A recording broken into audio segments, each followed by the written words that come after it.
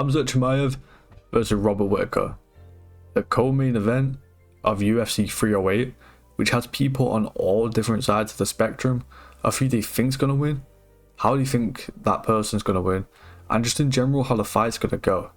And this fight has extremely high stakes, with whoever winning being guaranteed a title shot down the line, whether that be Khamzat or Robert Whittaker. But personally, I'm extremely confident that this fight isn't going to be close. Starting off with Robert Whittaker, who, as we know, is one of the best strikers in the middleweight division, maybe the second or third best striker. I mean, you can look at that Israel Adesanya, the second fight that he had. He made that extremely competitive, and that entire fight was practically on the feet. And aside from that, you know, you had Dricus, who Dricus is Dricus. Okay, Dricus does a weird shit. Dricus, you know, knocks out Rob. But apart from that, Rob has easily outstruck everyone he's fought ever, pretty much. You know, he's not exactly a KO artist, but he outstruck Darren Till. He absolutely destroyed Kelvin Gastelum in their fight, destroyed Jared Cannonier in their fight apart from one slip up. Overall, beat Paulo Costa, dominated Marvin Vettori. Some of the common opponents that him and Izzy have in common, Robert beat them better than Izzy did. So, in my opinion, Robert Whittaker is a by far better striker than anyone who Khamzat Chimaev has fought before. He's a by far better striker than Gilbert Burns, by far better striker than Kamaru Usman. And why he may not have as much power in his hands as those guys, he's a lot more versatile. And listen, Robert Whittaker really ain't out there finishing people like that, but he does have the capability to, especially if you're being stupid and like slip up. Obviously, you know, recently his last win, he KO'd Ikram Aliskerov, knocked that guy out really badly with the same uppercut that Khamzat Chimaev actually knocked Ikram out with.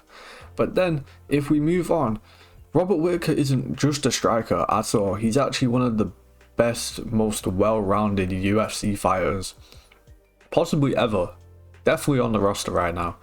He's the best defensive wrestler in the middleweight division, and that is a blatant fact. Apart from one slip up with Dricus du Plessis, who I will say again is Dricus du Plessis, he's just Dricus. Anything that happens to someone in a Dricus fight, you cannot take into account. Okay, it's Dricus du Plessis. Apart from one slip up where, you know, he got judo thrown in that fight, WMMA style, he's really shown no holes in his wrestling. In the first Yoel Romero fight, Romero tried, you know, initiating wrestling exchanges, and Robert just mocked him in that. Just completely mocked him in that. And then when you move on to their second fight, Yoel Romero didn't even attempt to grapple with Robert Whittaker because he knew it was futile. It wasn't worth doing. Robert Whittaker's never been out-grappled by anyone at middleweight. Maybe someone at welterweight, you know, I don't know about that. But middleweight, he's never been out-grappled. And that is a fact. He's an extremely well-rounded fighter who is capable everywhere. Moving on to Khamzat Chimaev. Now, even though Khamzat is moving up from welterweight, he's a true middleweight, and middleweight is the weight class he should have been in the first place. First of all, I want to talk about Khamzat's wrestling. It might be the best that we've ever saw, at least in the first round. The way that this guy ragdolls people, the way that he can just throw people around, the way he can outstrength people, and especially the people he's doing it to. You know, he struggled a bit against Gilbert Burns when it came to wrestling, and that's why that turned into a brawl. But versus Kamaru Usman, listen, I think there's a discussion whether that's a 10-8 round or not. I don't think that's a undisputed 10-8 round. But the fact he was able to do that against Kamaru Usman is a testament to how good his wrestling is. His wrestling is insane. It might genuinely, in the first round, be the best wrestling we've ever saw in the UFC, ever. I don't think there's a guy who can out-grapple Khamzat Chimaev in the first round. I just don't think it's possible. I don't think there's anyone who can do that to him. I think he's the most dangerous wrestler. But with the combination of Robert Whittaker being the best defensive wrestler, even though I do think he will out-wrestle Robert Whittaker, I don't know if he'll be able to 10-8 him the same way that he did against Kamaru Usman, but he definitely has that in him.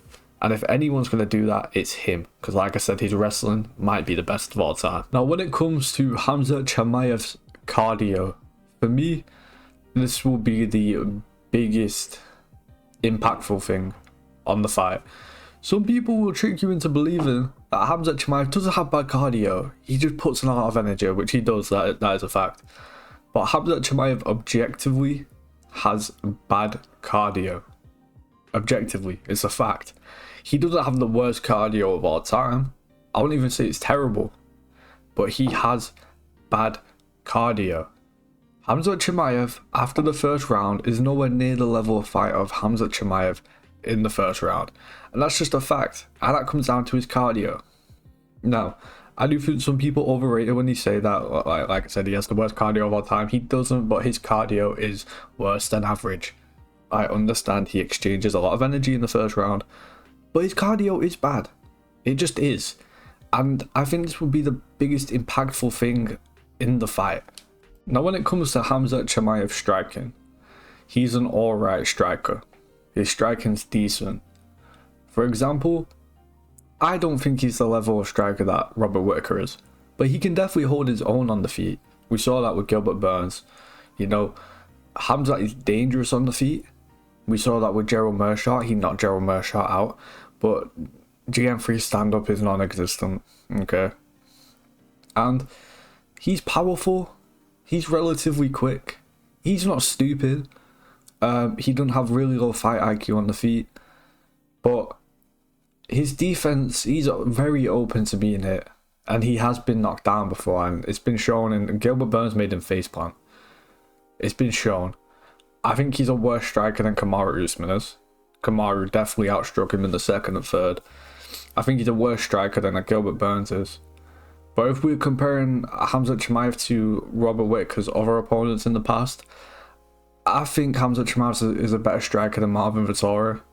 I think he's a better striker than a Brunson. So I don't think he's a bad striker at all, but he's not a world-class striker. Now, how do I see this fight going? Okay. I personally think this is a pretty easy prediction. I'll be honest, I'm not feeling too hard about this one. I believe Khamzat Chimaev will have a very dominant 10-9 in the first round. I think he will not get Robert Whittaker down as quick as he did Kamaru Usman. But I do think he'll get him down. I think he'll dominate him on the ground. I do not think it will warrant a 10-8 at all.